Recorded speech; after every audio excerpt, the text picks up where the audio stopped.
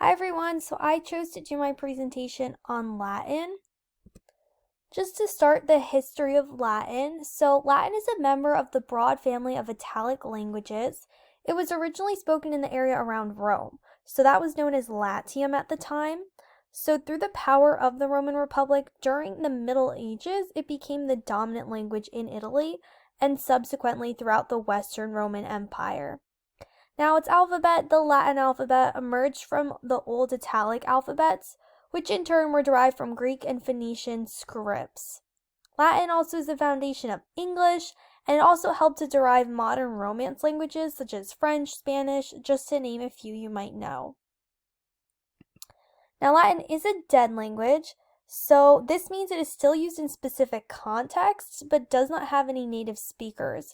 In historical terms, Latin didn't die so much as it just changed. So it basically just changed into French, Spanish, Portuguese, Italian, and Romanian.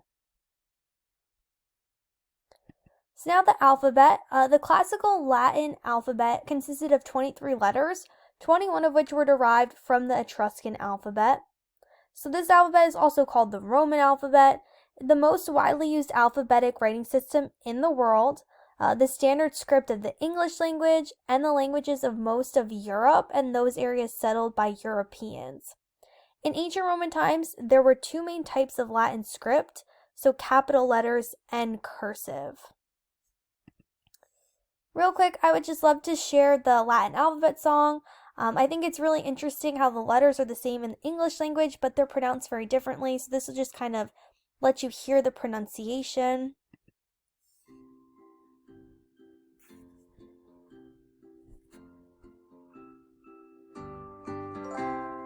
A, B, G, D, E, F, G, H, I, K, L, M, N, O, P, Q, R, S, T, U, X, Y, Z, Latina, nunc litteras latinas quio, litteras tibi docebo.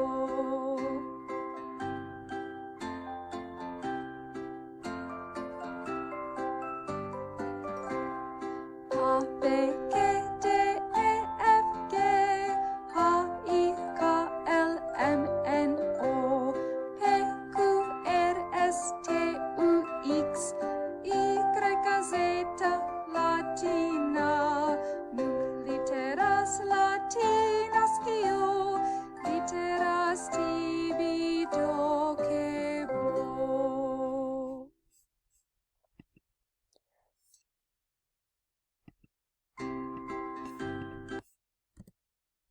Okay, so grammar has a huge role in learning and understanding Latin. So Latin is heavily inflected language with largely free word order.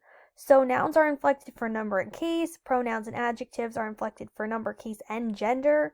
Verbs are inflected for person, number, tense, aspect, voice, and mood. So this is just a chart of declining different nouns just to give you an example. So basically, this is the same word and you understand the context in the sentence based on the ending of the word. So 3 general rules about case endings. For all neuter nouns, the accusative singular ending is the same as the nominative singular, and the accusative plural is identical to the nominative plural. So basically what that means is it'll be the exact same word, but you have to use the context of the sentence to figure out whether or not it is accusative or it is nominative when you go to translate it. For second declension nouns, the ablative singular ending is the same as the dative singular. So again, they look the exact same. You have to use the context, your background knowledge, different things like that to figure out whether or not it is which case. So with all nouns, the ablative plural is identical to the dative plural. So in order to translate Latin properly, in order to understand it, one must identify the case of the word in the sentence, its declension, gender, whether it's singular or plural. So a bunch of different things go into comprehending a Latin phrase or sentence. A little bit different than English.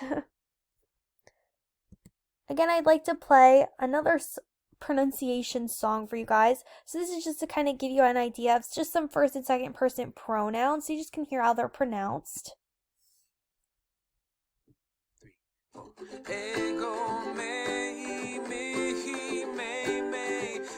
nostri nobis, nos nobis, ego mei, mei, mei, mei, nos nostri nobis, nos nobis, tu i te, vi te, tu i te, vi te, was, westri wobis, was, wobis, was, westri wobis, was, wobis.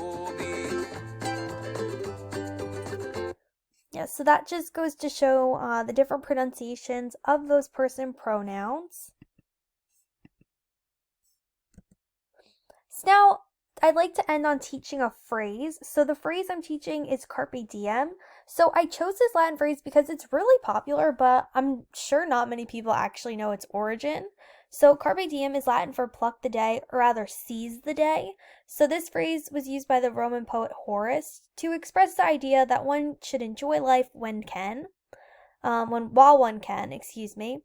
So carpe diem is a part of Horace's injunction, carpe diem quam minimum credula postero, which appears in his Odes. So this was published in 23 BC, and it can be literally translated as pluck the day, trusting as little as possible in the next one. So this sentiment has been expressed in many literatures before and after Horace. It appears in ancient Greek literature, especially lyric poetry.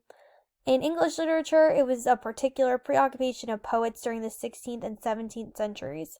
So I just chose to teach you guys this one because I know you see this all the time online, in stores, in paintings. People say it all the time, and now you guys know the origin of it. So thank you for watching my presentation. I hope you guys enjoyed it.